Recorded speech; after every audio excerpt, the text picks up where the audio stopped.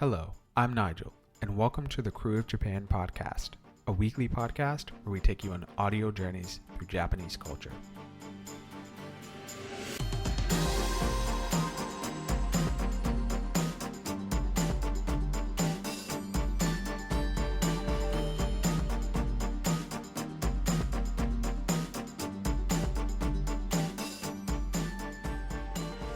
Welcome back to the Krewe of Japan.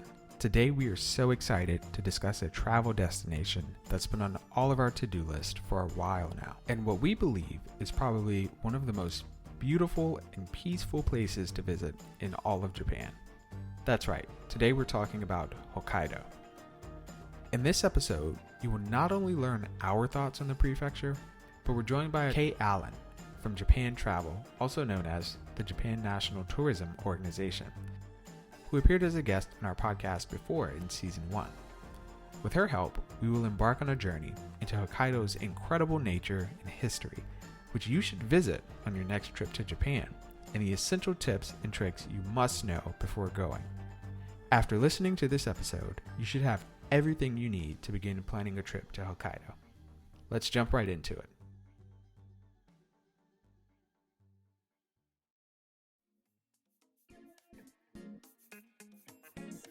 All right, and we are back with another travel episode. I'm super excited. Hokkaido is a really amazing place, and it's definitely on my bucket list. I think it's on all of our bucket lists. But today I am joined with my crew, Doug, Nigel. What's up? Not too much. Chilling, having a beer. Same here, without the beer, but Without same the beer? here. Yes. It's been a long day. Hasn't it? But today I'm excited because we actually have a guest with us from Season 1, Kay with Travel Japan, or also known as Japan National Tourism Organization. Hi, Kay. Thank you for coming on with us. Hi, thank you so much for having me back. Yeah, it's a pleasure. We really enjoyed our discussion about just Japan travel, and we were like, you know what? We have the travel bug. We really are itching to travel, and we're sure many of our listeners are as well. So we're like, you know what? Let's just go into like deep dives of like all these different places in Japan that we can explore.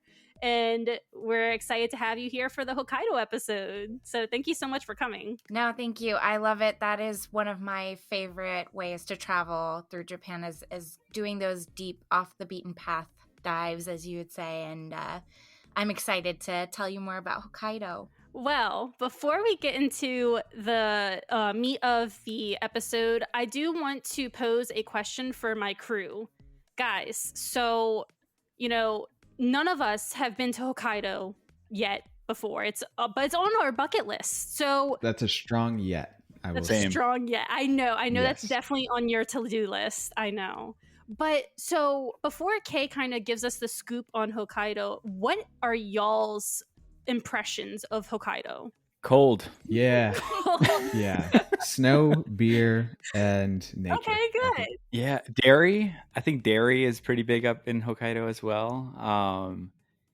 I've had a couple opportunities to go, and I unfortunately, when I was on jet, there's a annual trip to the snow festival. They would take a ferry from Fukushima or maybe it was from Sendai to Sapporo. And it always lined up with the Super Bowl weekend. So I always would have a weekend when I go to my friend's house and we would make a big weekend out of the Super Bowl. So unfortunately I chose football over cultural experiences. So how dare you, How Doug? I know. stereotypical American of me, I know. American football. I just want to clarify that for our international audience. American football. Okay. Not soccer. That's even worse. I know. Yeah, no, But Tom Brady did lose. He did lose to the Giants that year. I remember. Right. That was a good one. We are not a football podcast over here. But anyway. So, I don't know, like I kind of line up with Nigel's actually. Oh, wow. Yeah, like the first thing I think about when I think Hokkaido is like nature, because I like watch a lot of NHK World on the internet, and they have those like NHK like documentaries, and a lot of them are nature in Hokkaido, and I get to see like how like winter to spring is formed. And I don't know, I don't like the cold. So yeah, I agree. Like I think of snow and cold. That's why I would want to visit in the summer whenever I could, because I'm a wuss. But other than that, it's still on my like very much to-do list. But Kay, our question for you, kind of to really give us a deeper look at Hokkaido, is like, what is your travel experience within Hokkaido prefecture? Like, where have you been? What have you done? And what's your impressions of Hokkaido? Sure. And I think you guys aren't very far off because Hokkaido does have a lot of really incredible nature. It is very well known for dairy. I think Doug mentioned that. And I've been to Hokkaido a few times now for different reasons. And every time I go, it's a completely different experience. But I think Hokkaido has a lot of different faces. There's definitely some city kind of nightlife atmosphere alongside the nature. It's definitely a snowy destination during the winter time with really, really great skiing. And they did previously host the Winter Olympics. So it is very well known for that. I personally have been to several different places, Sapporo being one of them, which I think a lot of people will go to Hokkaido through the Sapporo Gateway. It's probably the easiest way to reach Hokkaido. It's about a 90-minute flight from Tokyo. So a lot of people go through New Chitose Airport. And I really, really like the atmosphere in Sapporo. It's got kind of like an artsy, yet fun shopping nightlife kind of vibe to it. You know, you've got that lively Susukino area in Sapporo, and lots of shopping. There's great art museums. So I had a lot of fun in Sapporo. I also really enjoy Otaru, which is another area that I've gotten to travel to, and that's just to the west of Sapporo, not far.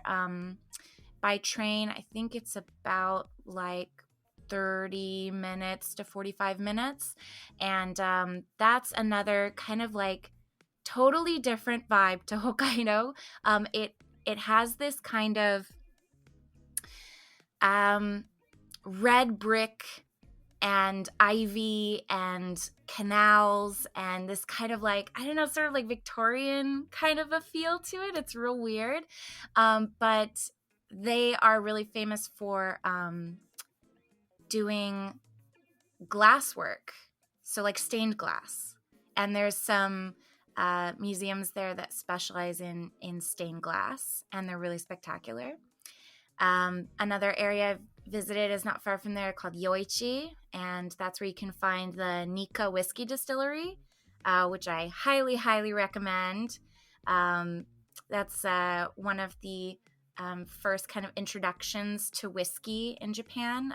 The man who started Nikka whiskey distillery actually moved to Scotland and studied Scottish whiskey distilling, and then brought that back along with a wife to Japan. And they actually ended up making a live action drama about their romance, and whiskey making in Japan is very popular in Japan. Oh, that's cool. Yeah.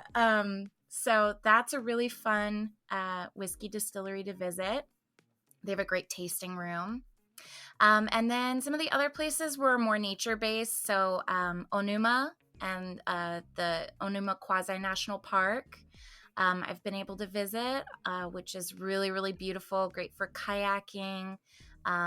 There's, I believe, some campgrounds as well. And not far from there is the Shikotsu Toya National Park, and I've visited Lake Toya.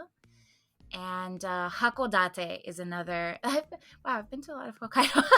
Hakodate to the south is another great place to visit in Hokkaido. And this also is one of the first ports to open up to trading with the Western world. So it has, I think it reminds me a lot of San Francisco.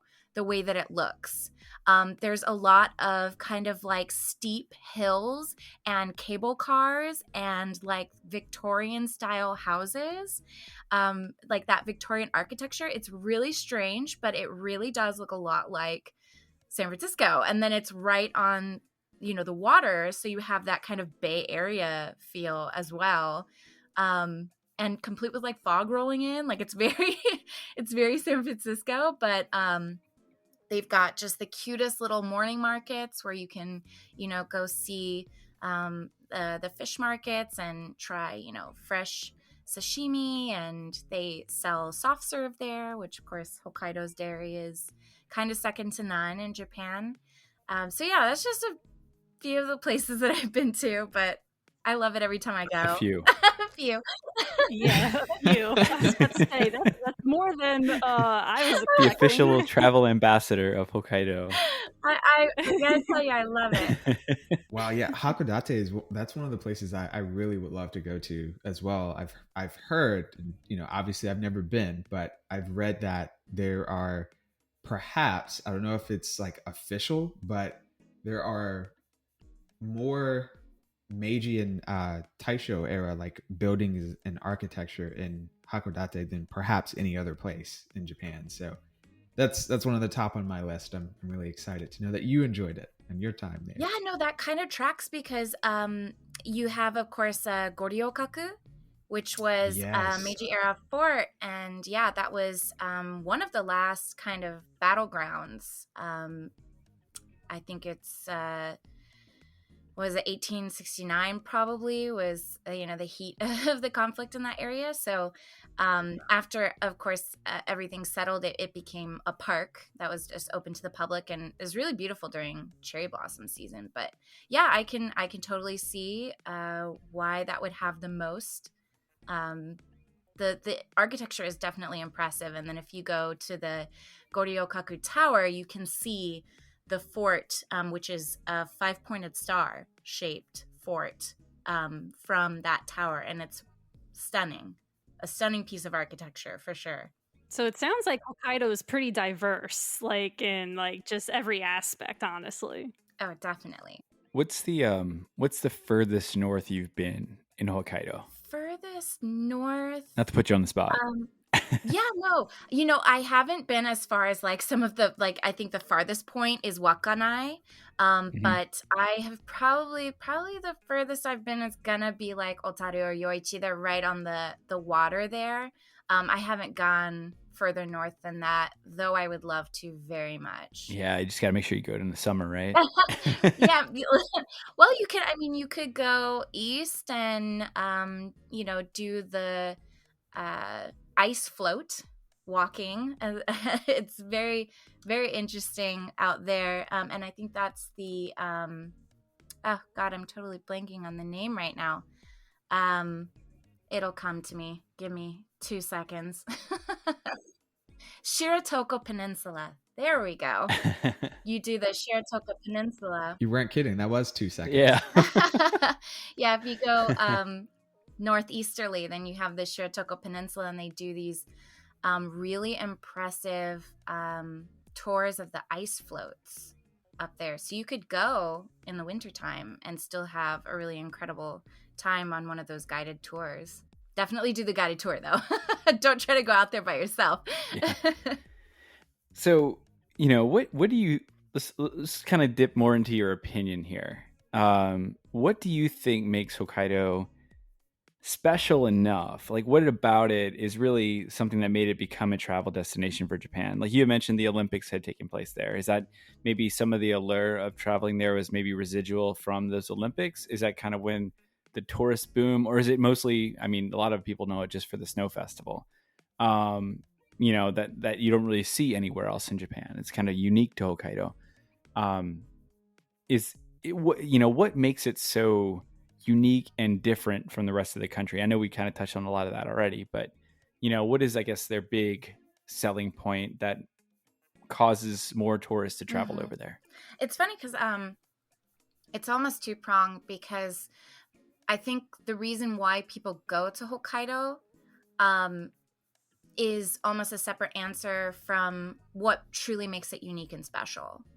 And I think that a lot of the times people go having a different perception of Hokkaido, and then when they get there, they uncover something completely different. So a lot of the tourist draws to Hokkaido do tend to be kind of more the winter sports direction, or that kind of nature draw, the hiking and all of the kind of water sports activities that you can do during the summertime are, another huge draw.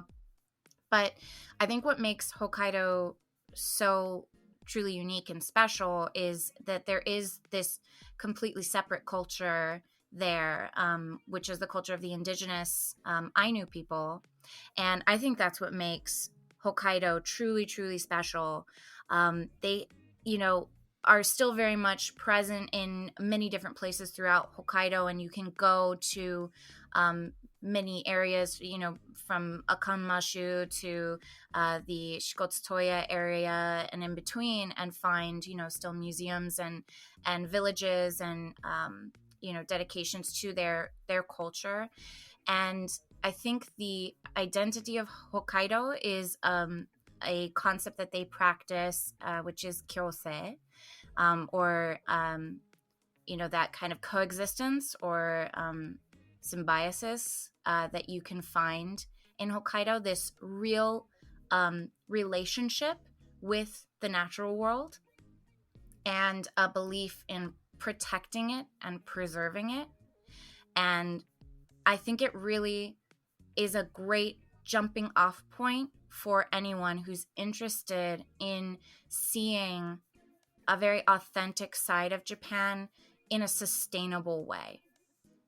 Here is a destination that we have the opportunity when, travel opens back up to travel better and to do better by the places that we visit. And Hokkaido is an easy place to do that because you have so many indigenous tour guides that are operating where you can give back to the local communities with your, travel dollars and really learn their authentic culture in a respectful way and in a celebratory way. And I think that's just such a important feature in a destination, I think, especially going forward. So yeah, I think that's one of the things that makes Hokkaido special. Yeah, no, definitely it does. That's exactly what I was going to ask you about, which was the indigenous Ainu people and how you can still see parts of this culture today, which I think you've answered it in wonderfully. You mentioned tour guides, and I believe you mentioned some museums. Where are those museums? Do you know? Sure, yes. So one of the great areas to go to is the Akanmashu National Park. This is where you can find the Akanko Aino Kotan. And this is not far from Lake Akan. And they have a couple of different things there. First of all, you can go on forest tours that are led by indigenous guides, and even English-speaking indigenous guides who will take you through the forest and show you Hokkaido as it's meant to be experienced, or as it has always been kind of treasured. And they'll introduce, the really important facets of their culture, namely things like kamui, which would be, it's kind of a very broad term for the divine spirits or nature spirits. It encompasses a whole lot of things, but they show you basically how you can trek through the many national parks of Hokkaido in a respectful way and in a way that celebrates nature. And then you can, from there, go on to other places in and around Lake Akan, like the Ainu Theater, where you can see, traditional Ainu dances. They do some modern dance interpretations that utilize like video to be sort of like a more immersive experience. But they also showcase a lot of the more traditional aspects of their ceremonial dance.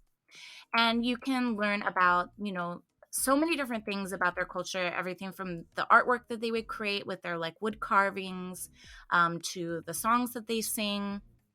There's just so many facets. Another place that you can go to would be the Shikotsutoya area of Hokkaido, which is close to Noboribetsu. And this is another place that you can kind of see some Ainu culture as well. And that's not far from the Nibutani Museum. So there's, I believe actually in Shikotsutoya, their museum is called Upopoi. And if I remember correctly, that it means to sing with a large group, or sing, like lift your voices up as a group. And it's the Ainu language. So you'll see a lot of areas that are named after Ainu language. Things like Furano was taken from an Ainu word as well. So it really permeates throughout the prefecture. There are a lot of different, even in Sapporo, you can find museums for Ainu culture. Then there you go, Nigel. You wanted to go Hokkaido for Ainu people, then culture. So there you go. So now, I didn't have the slightest idea that there was that much to offer for learning about the Ainu people. I know, that was so much. Yeah. So that is absolutely amazing. And if I go to Hokkaido and I don't see anything dealing with Ainu, then like it's my fault, because it sounds like there's so much to offer. But that's absolutely amazing. So, and to know that, the culture and the heritage, the language, these things are being preserved. And as a small follow-up, I don't want to get us too sidetracked, but do you know how COVID-19 affected the Ainu community? I don't know how it affected the Ainu community directly. I do know that for a while, Hokkaido was having a tougher time dealing with, they had some state of emergencies that were declared, I believe in 2020, around this time, I think was when it was not doing as well. But it seems like things have really picked up in terms of the vaccine rollout. And now I think they may actually be doing better than us percentage wise in terms of the vaccinated population. But I don't know specifically how it impacted the Ainu. I, to my knowledge, haven't seen any documents that have followed that closely and it may still be something that's yet to be seen. We're not fully out of this 100%. So it may be something that we would have to look forward to in, the coming years to see the actual data on that. Good point. Yeah. Yeah. And one other thing, not a COVID-19 related topic, but you had mentioned language and the preservation of the language and whatnot.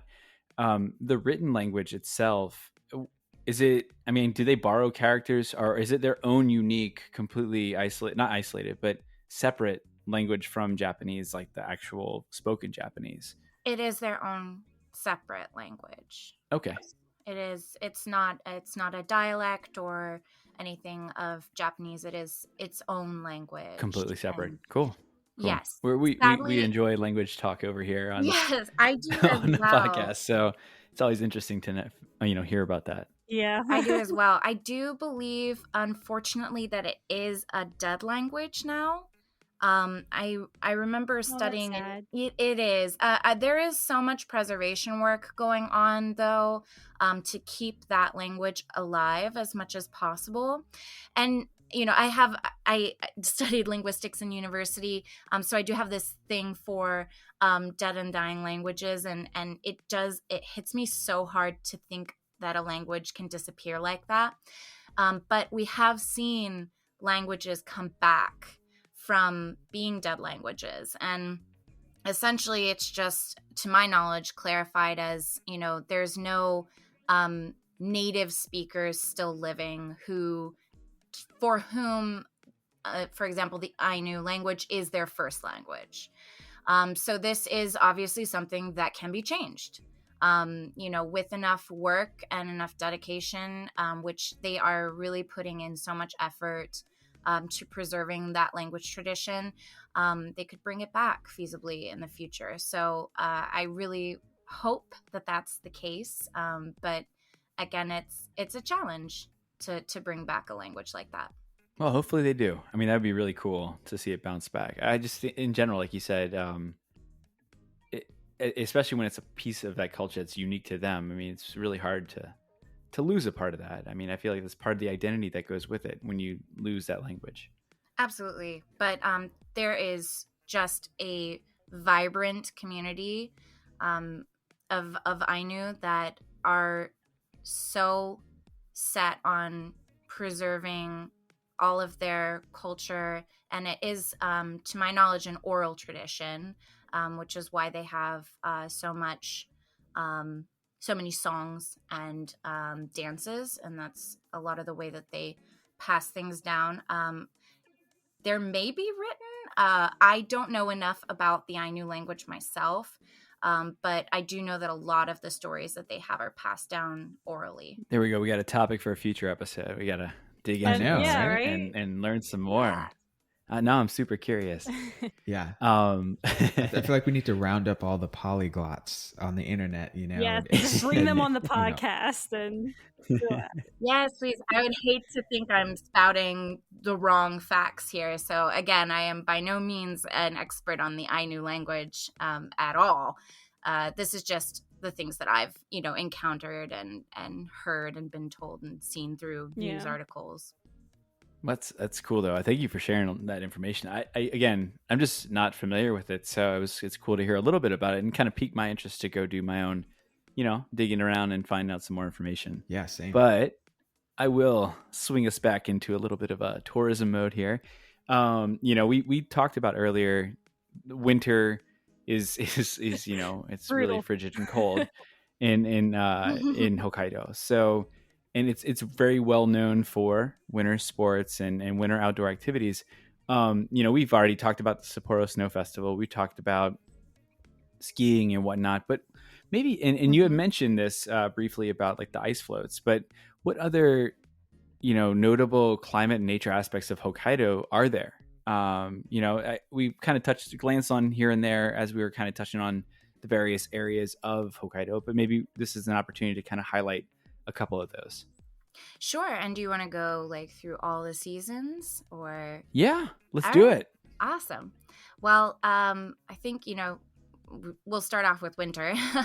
It is definitely colder and does see a lot of snowfall and is really great. Not just for, skiing and snowboarding, but you can do really cool activities like snowshoeing and even doing a what do they call that when the dogs sledding? There we go. All right. Dog sledding. There we go. They have dog sledding? Yeah. Oh, that's cool.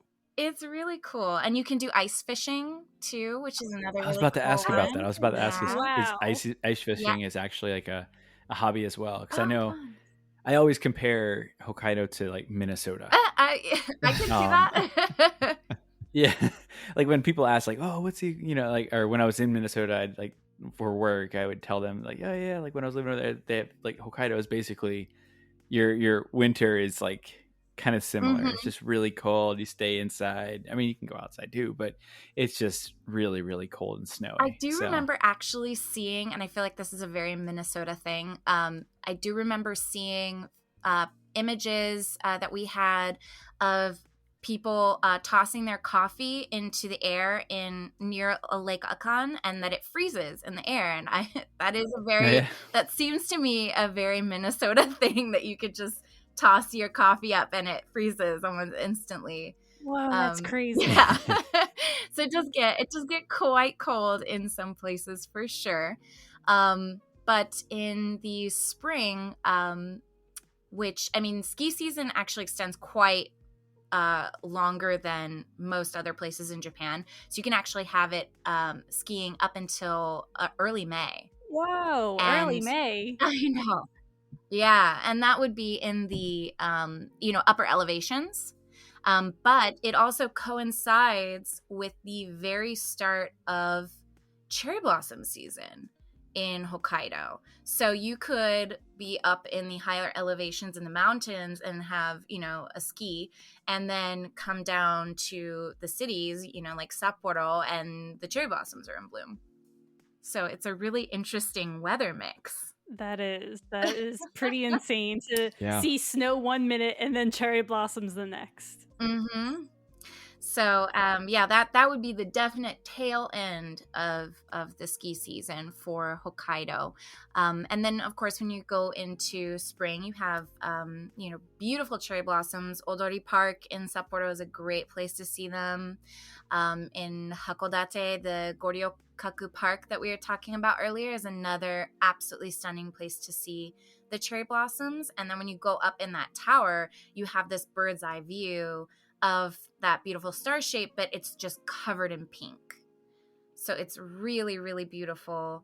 There are plenty of other places to go see flowers, including, of course, Furano, which is really well known for lavender, and that, take us into the summer.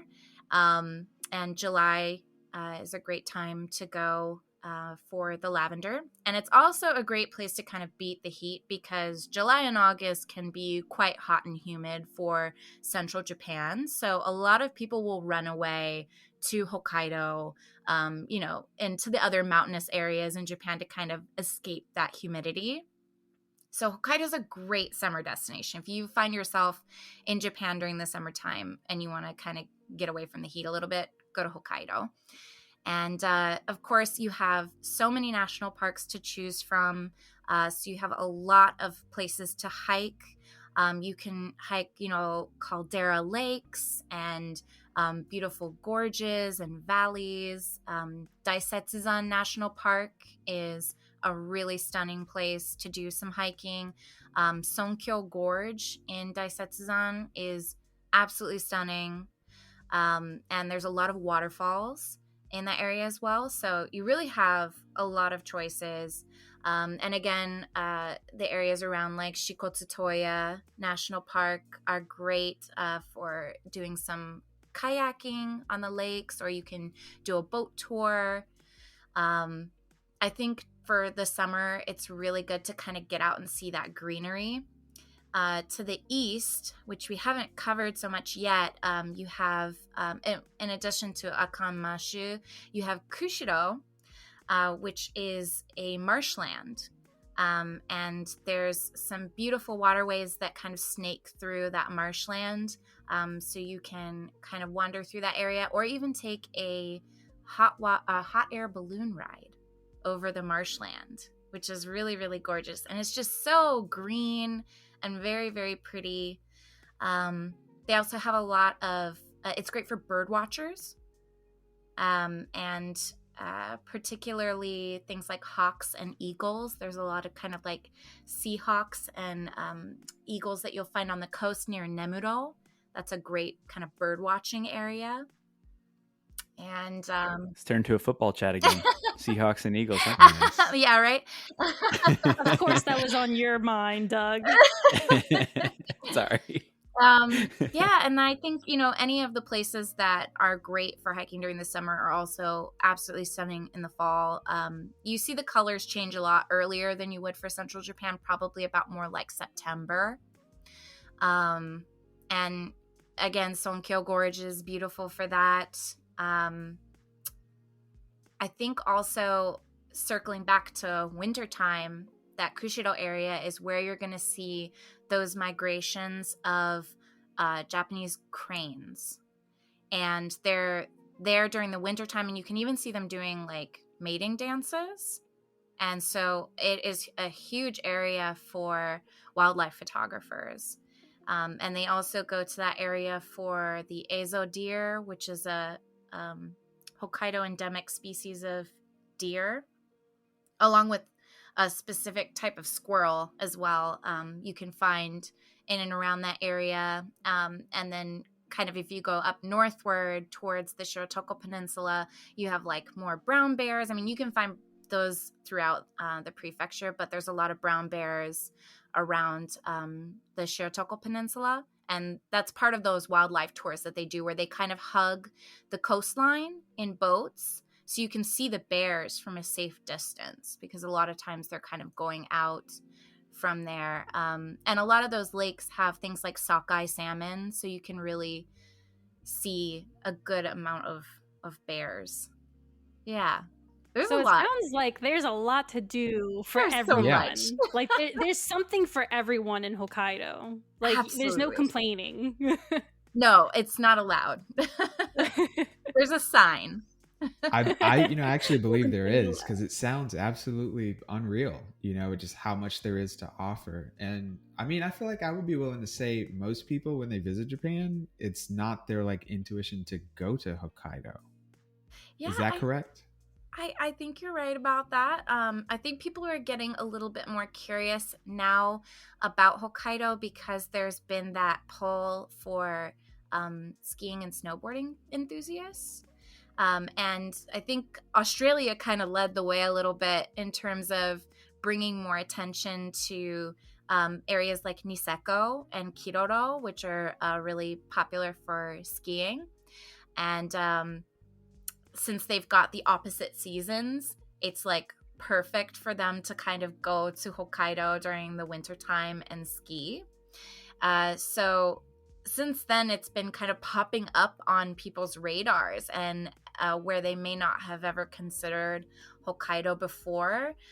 This winter sports experience has kind of been a gateway to bring a lot more Americans as well to visit Hokkaido. And then once they're there, they see just how much there is. And I have a few friends who went for snowboarding, and they told me, I have to go back. And I don't even know if I'm going to go back for snowboarding. I think I'm just going to go back and do all of the things that I wish I had more time to do. Yeah.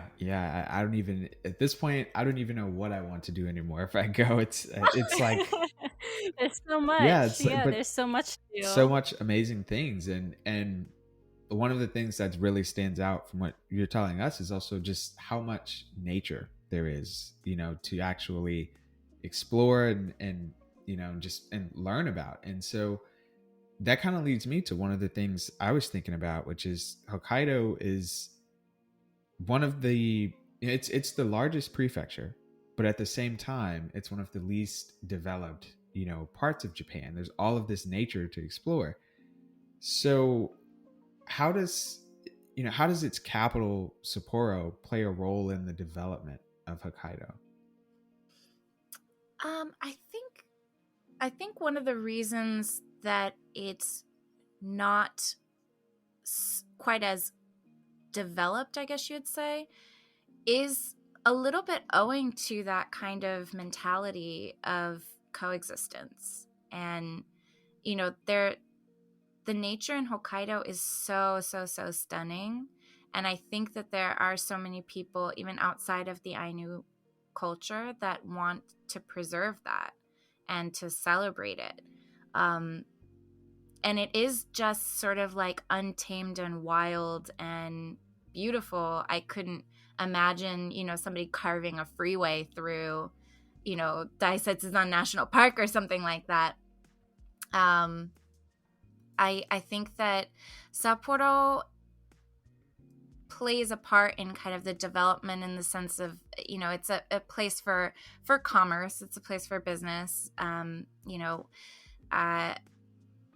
That kind of shopping opportunity and fine dining, and hotels are setting up shop there and things like that. But more often, I'm actually seeing new properties that are popping up in areas where they're actually trying to work within the natural environment. New ski resorts that are popping up that are kind of a ski in, ski out sort of operation. I think it's the Park Hyatt Niseko Hanazono that just opened up a year or so ago. And they tried to, I think, work within the area around it to be a little bit less disruptive. But again, I think that there is still kind of this desire to keep a lot of it untouched. And because a lot of it is national park land, they are I kind of imagine it like when I take this trip to Hokkaido, Sapporo would kind of really kind of be the base that you anchor there and then maybe travel to these other places, and then you go to Furano, or some of the other places to offer. Yeah, I think that it depends. If you're gonna do, southern Hokkaido, Hakodate would probably be your hub instead. Which Hakodate does also have very much a city vibe as well. And if you're kind of doing more of a branching out into central and kind of moving easterly into other parts of Hokkaido, then maybe Sapporo could be a nice base because they do have some, train lines and bus lines. A lot of places, you can't reach by train.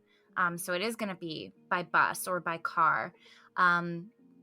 So if you're wanting to move into areas like Asahikawa, Furano, places like that, then Sapporo could be your base for sure. But you do want to bear in mind that Hokkaido is massive and it does take longer to get to places because there is so many mountains and places that you can't cut through cleanly. You kind of have to go around and it takes a little bit longer. So I would say don't limit yourself. If you have a good chunk of time to stay in Hokkaido, try to explore some of the other areas. I mean, there's a lot of beautiful hot springs in Hokkaido as well, which we haven't, it's a tragedy. We haven't started talking about hot springs yet, but there are a lot of hot springs that you can stay at as well. That would be, a beautiful experience to have in a traditional Japanese inn. Places like Noboribetsu are really famous for that. So I would say, do a little bit of both. Have a kind of a city hub that you use to kind of do shorter day trips, but also don't hold back from kind of staying in those more rural areas as well. That sounds That's awesome. Yeah. And I don't think any more hot springs because I don't know if we can emotionally take it at this point without being able to visit it right now. Yeah. Yeah, I would imagine Hokkaido would be a great place for hot springs just because, like, when I think of hot springs, like, I would think of, going to the hot spring during the cold season, and Hokkaido is, like, the perfect setting for that. So I would imagine Hokkaido is, like, a big hot spring destination. And they have so much volcanic activity that it is a little bit more of a unique relationship between the people and the hot springs and the volcanoes. There's kind of this unique view of a give and a take, kind of. And they do use the minerals that can be found, in and around those kind of more active volcanoes and in the mineral hot springs themselves, and use them for health benefits. So a lot of them are great for things like blood circulation, arthritis, skin conditions, things like that. So I like to see this real coexistence with nature culture that, not just the Ainu, but anyone who has lived their life in Hokkaido has really made a significant part of their identity. And the hot springs are no different. It's just, it kind of goes through everything. And that Noboribetsu area, which is not far from Lake Toya, I think, if I remember rightly, they get something like 10,000 gallons of water a day from the hot springs that like filter down into all of the different resorts and baths that they have there. So it's a massive amount, and that's just one hot spring area in Hokkaido. So yeah. Well, speaking of different destinations and hot springs, like I've said in the beginning of this episode, none of us have sadly been to Hokkaido yet, but it's on our to-do list. And of course, when you have a travel to-do list when it comes to Japan, a lot of the times it's like these attractions or destinations that we really want to go see or do. And I know for me, you covered some of it, but not all of it for me, because I personally, on my to-do list for Hokkaido, I do want to go to Sapporo because I want to go to Odori Park, but specifically, I don't know, I have this weird thing about TV towers, and I just, I went to Tokyo Tower, and that was fun. I've been to Kyoto Tower, that was fun. And I'm like, I want to try the TV tower in Sapporo. Yeah. Tower otaku. Yeah, I guess so. I mean, it's iconic for sure. You can't miss it. It's a very iconic tower. And the area around it is so pretty no matter the season. It looks pretty. Every time I see pictures or videos, I'm like, man, I just want to take a good stroll in the park. Oh, and that's exactly what it's for. It's the perfect place to have a stroll. And there's lots of little, shops around and even stalls that are kind of selling foodstuffs. And underneath a part of Odori Park is a 500-meter long art gallery. So you can actually go underneath and walk through this beautiful art gallery and see a lot of local contemporary artwork. Oh, cool. So I don't know. Odori Park has a lot. And they've got just tons of activities throughout the year. So you have everything from like jazz festivals to it hosts, of course, the Sapporo Snow Festival. There's, what is it? There's a summer festival that happens there. I think it is the Soran Festival. Ooh, I would want to go to that because the whole point of like my destinations is I would go in the summer because I'm a wimp and I can't handle the cold. So as much as I would love to see the snow festival, like let's reality check for me. It's just never going to happen, honestly. So to know that there's something going on during the summer, that's just great for me. Yay. Definitely. Is that like the Soran, is that like the Yosokoi, like dancing? Yes. Okay. Yeah. It is. That's so cool. I know, right? I want to go see it now. But because another destination of mine is best seen during the summer, and that is Farm Tomita. Just the beautiful flowers, the pictures look so amazing. I just want to go. And you can't forget the lavender soft serve either. Oh, I know. I saw that, and I was like, ooh, ice cream. Right? And it's not just lavender. They grow other wildflowers there as well. So it's like this really beautiful kind of patchwork quilt of like different wildflowers. And it is really, really beautiful. And during the summertime, they do actually run special trains that will go directly from Sapporo to Furano or from Asahikawa. So it gets easier during the summertime to go to some of those places. Oh, okay. Awesome. Well, I know Torano, that is one of your destinations, right, Nigel? Yeah. So I don't know if I I didn't even really realize that I preferred summer, but now I'm saying I do because the lavender is high on my list. That's like a bucket list thing for me. Like I have to see those lavender fields before I die. It just has to happen. So I guess I have to go in the summer as well. But another thing that's on my list is also the Noboribetsu Onsen. So Kay, you talked about that, and it just increased it like tenfold. The amount of desire I have to go there as well. There's another summer festival for that area too. See, well, I was going to ask you, what's the best time? Would it be the winter, so you get the cold effect going to an onsen, or would it be better in the summer? Well, I think you might want to try the summer because you can do the Demon Fireworks Festival. So that sounds awesome. It is really cool because the whole area surrounding Noboribetsu is, or within Noboribetsu is this area called Jigokudani or Hell Valley. So Hokkaido has its own Hell Valley. I think a lot of people are familiar with the Jigokudani in Nagano, where you can see the snow monkeys. But there's another Jigokudani in Hokkaido, and it's if you go into Noboribetsu, you'll see, which I believe the statue is Yukijin, and it's this big, gigantic demon statue. Only it's supposed to be a protecting demon. So this fireworks festival that they have during the summer is kind of like a protection thing.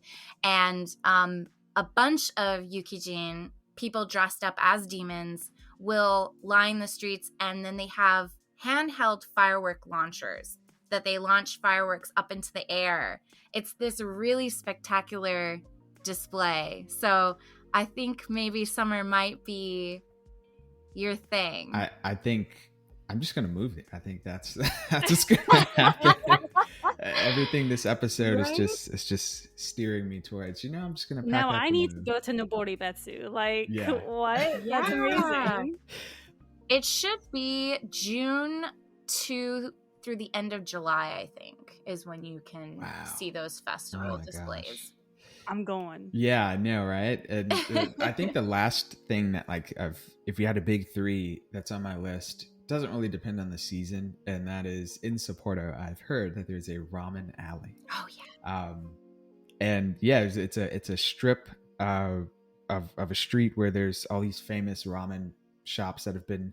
I think the street has been around for something around 50 years, where it's become kind of known as Ramen Alley. But I'm sure it existed long before. But that is high on my list. Have you heard of that, Kay? Yes, and I've gotten to go. It's really fun. It's Ramen Yokocho. And they do have, I think it's something like 17 different ramen shops just in that little alleyway.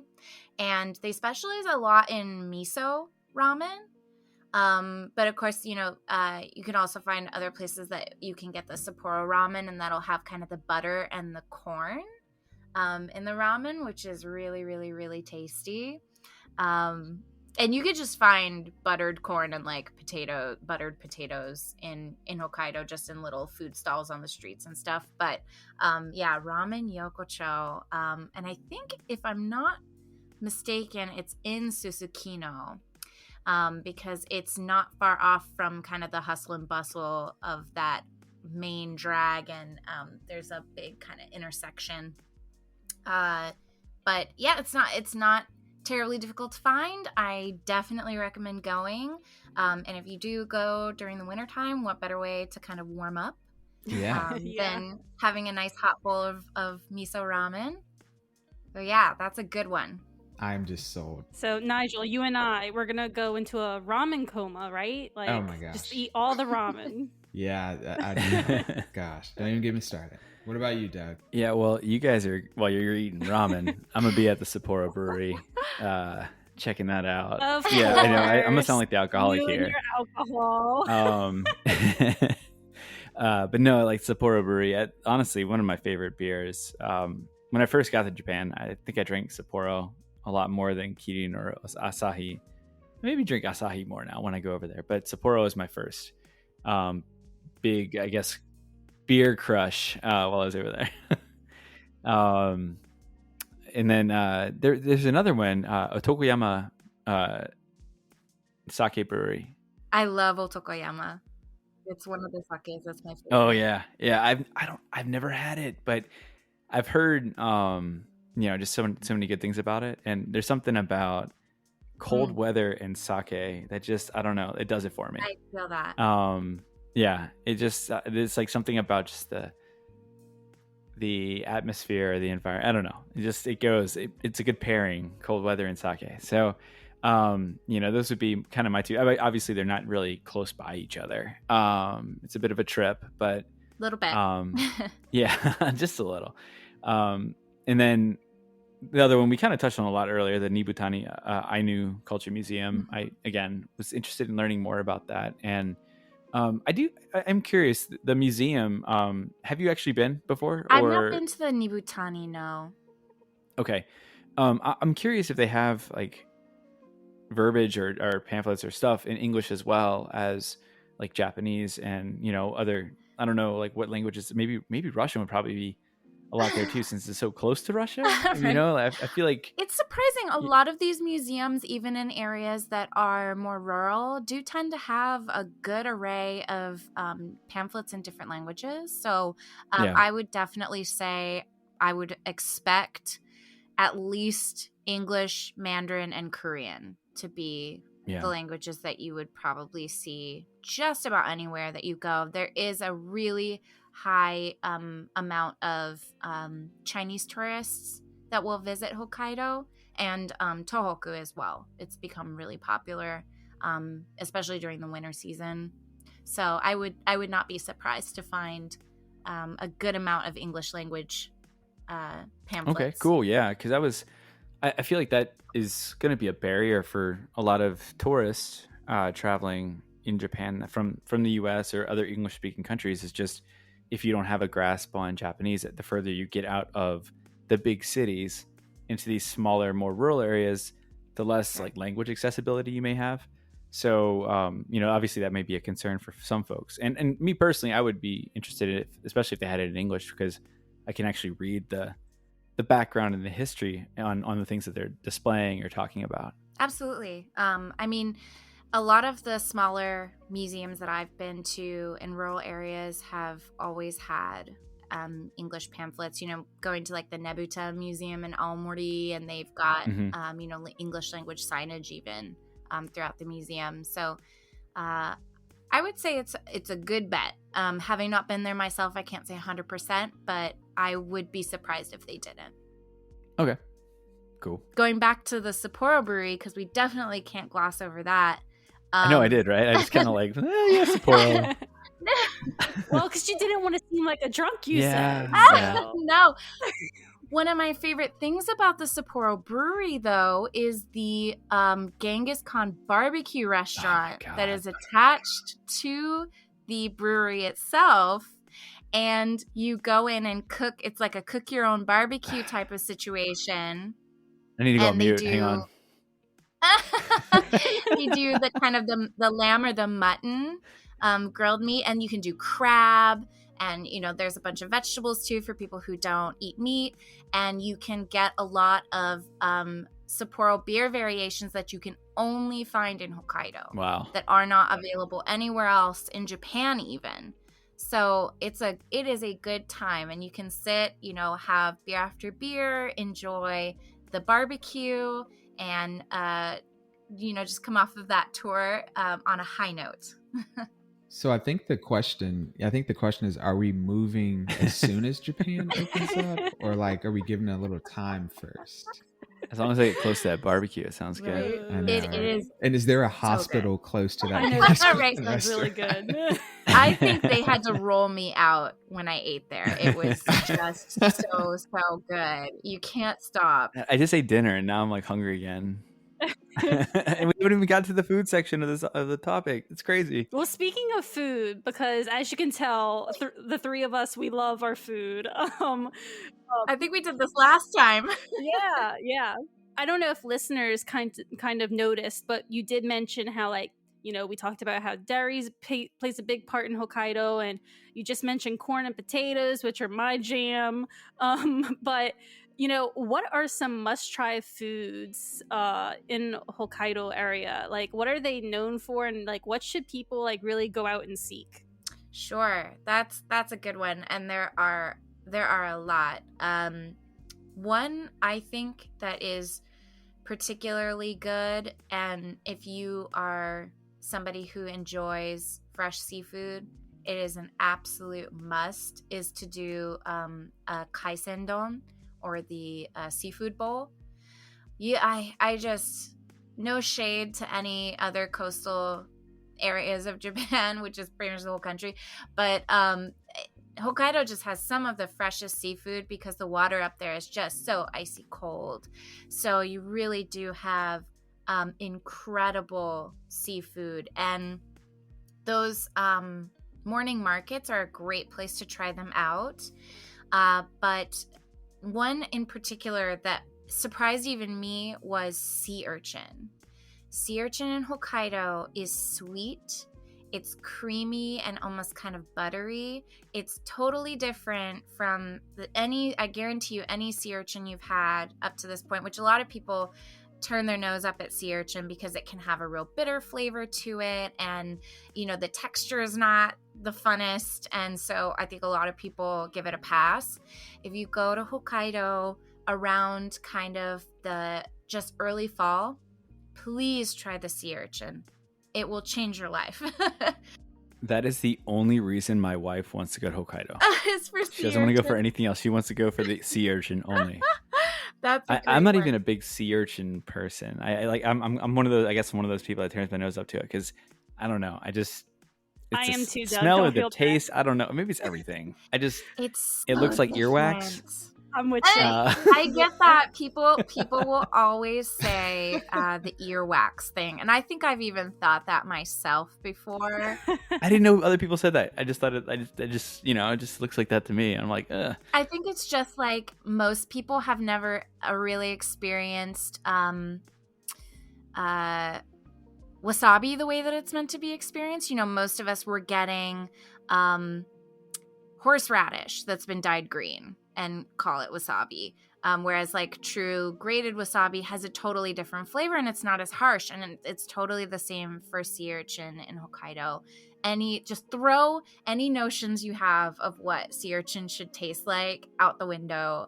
Give it a try. You will be so pleasantly surprised. But aside from that, some of the really delicious produce would be like yubari melon, which it's like candy. Like this is a melon that's really famous throughout Hokkaido.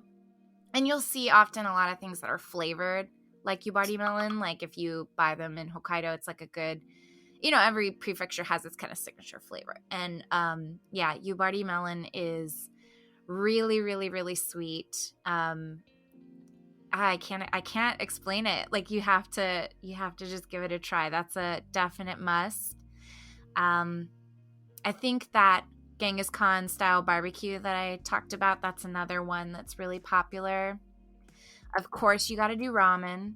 And Sapporo ramen is a must, but there's also Hakodate ramen, which I think has either a pork or a chicken soup base. So it's kind of a little bit different.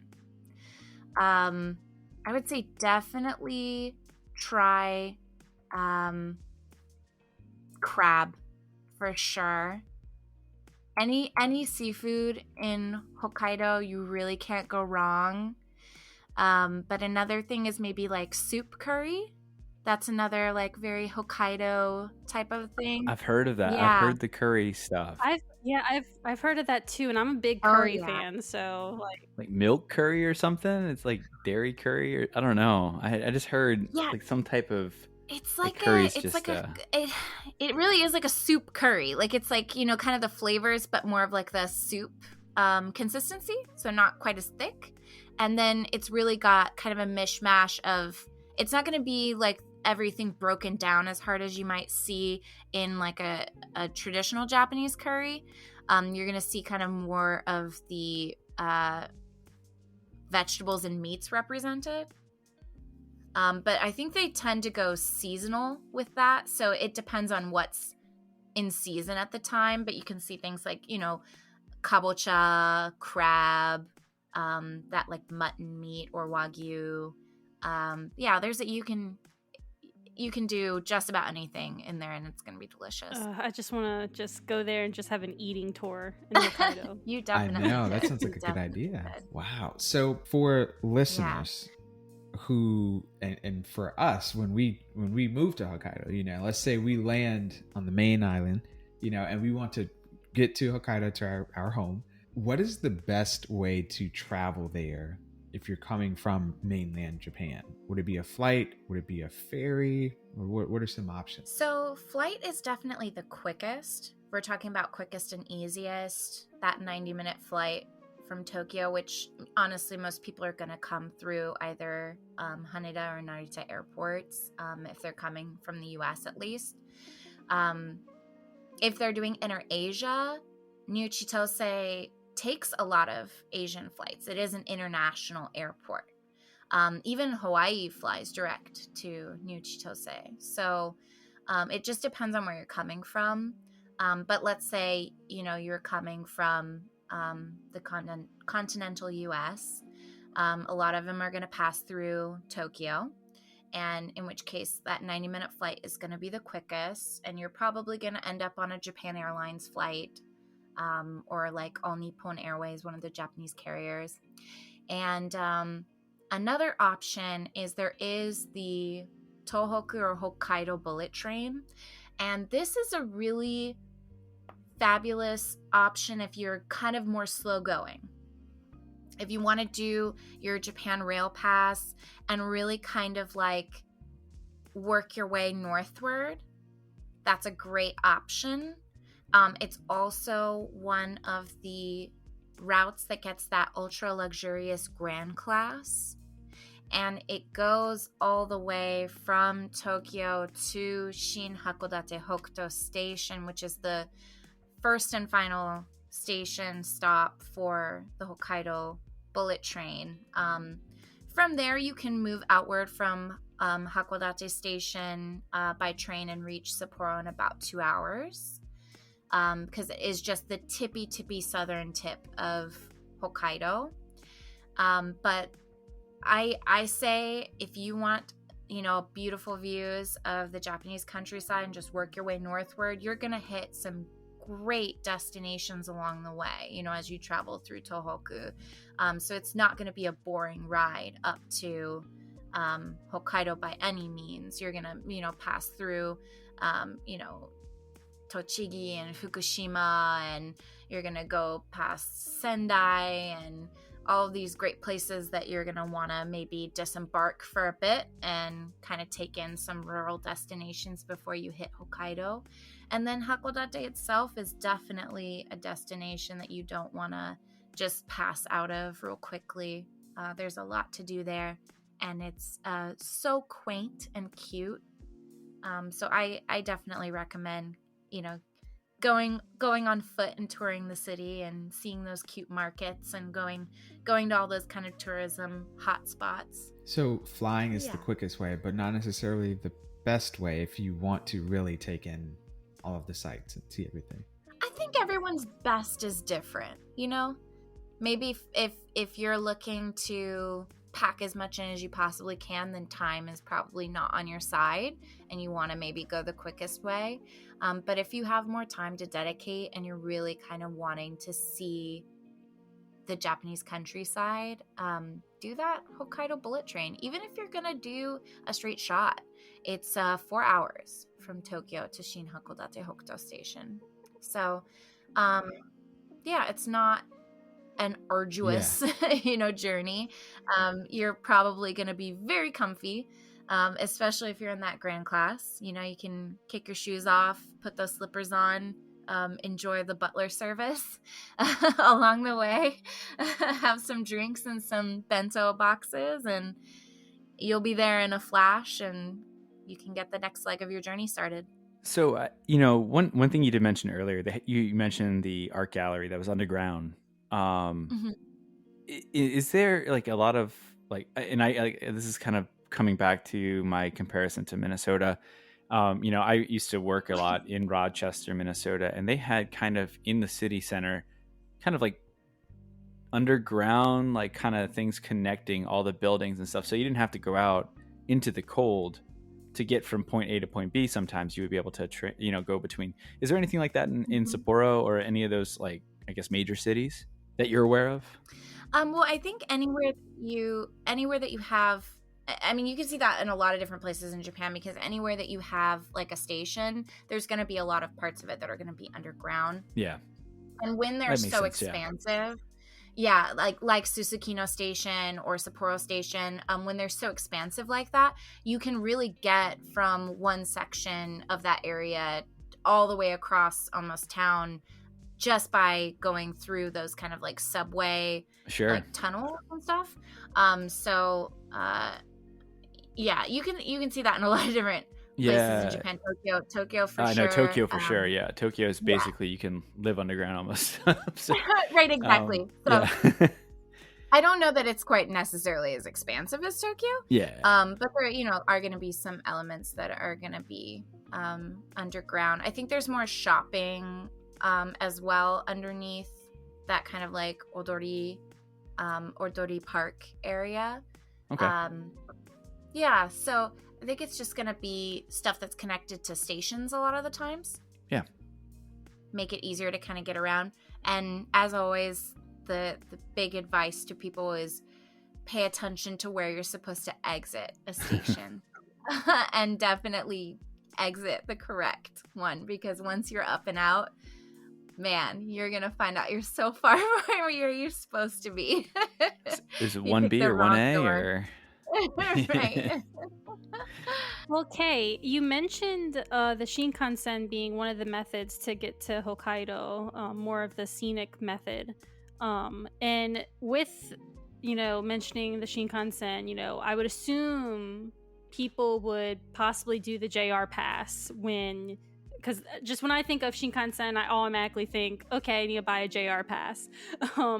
So if people were to do that, once you get to Hokkaido Prefecture, is train and subway or whatever kind of transportation that you can use for the JR pass, is that feasible for that area? Or like, do they have, because I remember earlier in the episode you were saying how sometimes you have to get a car to get to some places. So I'm just kind of wondering about like just traveling within Hokkaido. What does that look like? Well, there are a lot of the lines that are operating are going to be JR Hokkaido lines.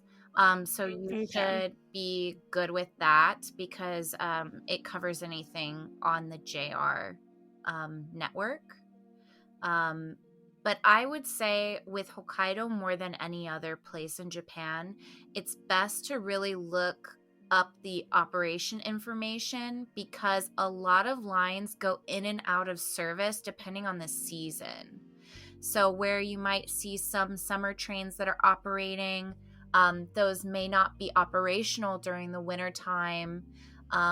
So it's best to kind of stay on top of how you're going to get from point A to point B, depending on when you're traveling to Hokkaido. But the JR Hokkaido website has great information on that. So I would say a JR pass is still good for getting around Hokkaido. And there are some JR buses as well. I'm not sure how many are in operation in Hokkaido specifically, but JR does also offer buses. So it's just going to depend. And then I would say also look into, if you're going to make Hokkaido the main kind of stay during your trip to Japan, then I would look into Hokkaido specific tourism vouchers and options, because there are things like the JR Hokkaido specific pass. So you may find that you don't need to go fully JR pass if you're not going to do that long, train trip. If you are, for example, just going to fly into Hokkaido, then there are some Hokkaido specific transit passes that are available. And you can either go to like Good Day Hokkaido's website, which that's the tourism board of, or the tourism website for Hokkaido. Sapporo has its own as well. And those are great resources. I love using them, honestly, in my own day-to-day, because a lot of times things, change. There can be some weather event and things go out of service for a period of time, and it's a good resource to kind of stay on top of all of that. Yeah, that's good to know. Yeah, that's good to know. Like, is that Good Day Hokkaido, you said? Mm-hmm. Good Day Hokkaido. And then the Sapporo tourism website is just Welcome to Sapporo, and that's sapporo.travel is their website. Cool. Yeah. Well, there you go. All our listeners out there got all the spicy news on where to check out for your transit needs. But before we kind of are approaching the end of our questions for you, picking your brain, but before we wrap up, I wanted to see if you had any other, we've touched on a lot during this whole talk. But do you have maybe any other advice that maybe is a must know before you head to Hokkaido for a trip that we haven't talked about already? I would just say probably the best thing that you could do is really think about what it is that you want from a destination, and that'll help kind of inform you of what season is going to meet those needs probably the best, because Hokkaido is different season to season. It's a different animal completely. So I would say it's a good destination to kind of do your research ahead of time. And, keep that seasonality in mind, especially if you're traveling around times like the Sapporo Snow Festival. That's really going to impact hotel availability. It can be just impossible to get a hotel if you're that close to the snow festival. So keeping kind of those key dates in mind when you're planning is great. But I say pick your season and then really use those tourism resources. You can use our website, which is just japan.travel. We've got a great bit of information on all the different areas of Hokkaido, because again, they are so different from north to south, east to west. And use, Good Day Hokkaido, use Sapporo.travel to help you kind of find things that suit your interests. And then I would just say also, remember that Hokkaido is just so huge and you don't have to pack everything into one trip.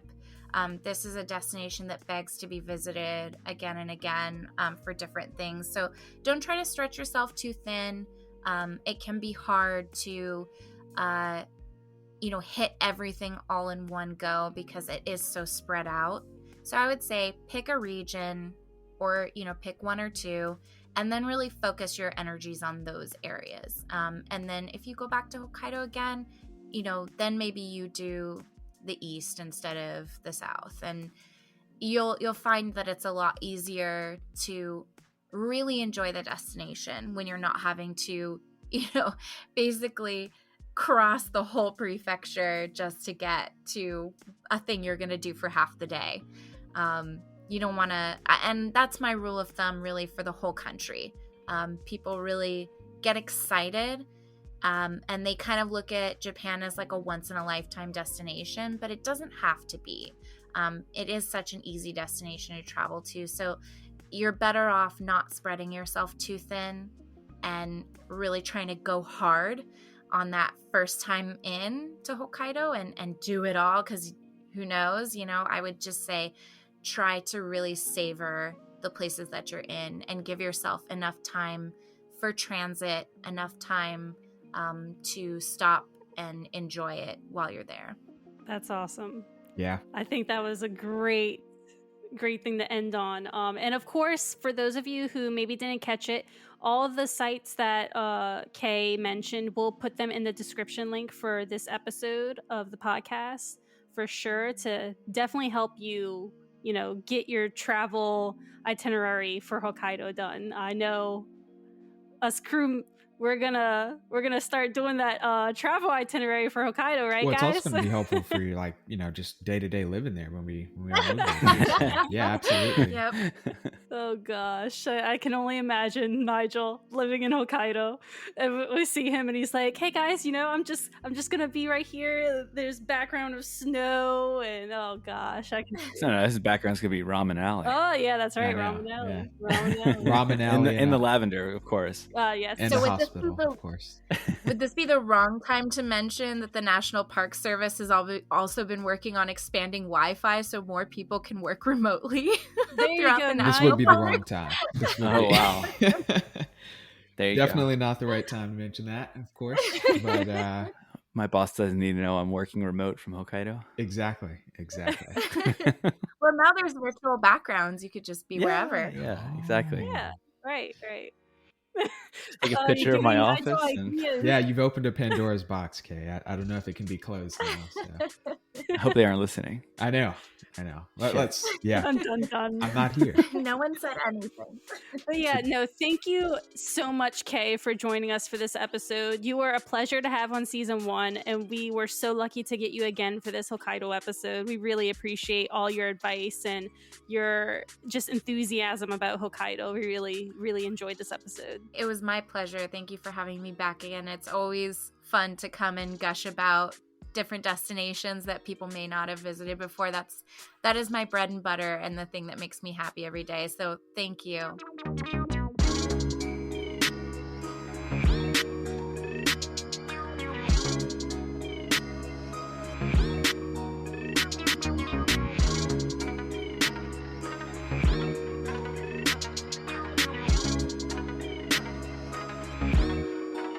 All right. Are you sold? I know we are. Thanks for joining us on an amazing journey. Today, we talked about Hokkaido with Kay Allen from Japan Travel, also known as the Japan National Tourism Organization. We hope you learned a lot about Hokkaido and are ready to add it to your itinerary on your next trip to Japan. I know we are, or maybe we're even moving there. We don't know yet. But nevertheless, whether it is traveling, it's the culture and history of the Ainu people, whether it's exploring the nature, the festivals, or exploring the sake breweries or beer breweries, or a Genghis Khan barbecue place. There's something for everybody in Hokkaido, and we hope that you got a little bit of taste of that in this episode with Kay Allen. We're so thankful to Kay for joining us today, and to Japan Travel, and to you, our listener. Be sure to give us a follow on Instagram, Twitter, or Facebook. We're at Krewe of Japan. That's KREWEOFJAPAN podcast. Thank you so much for joining us. That's it for today, and until next time.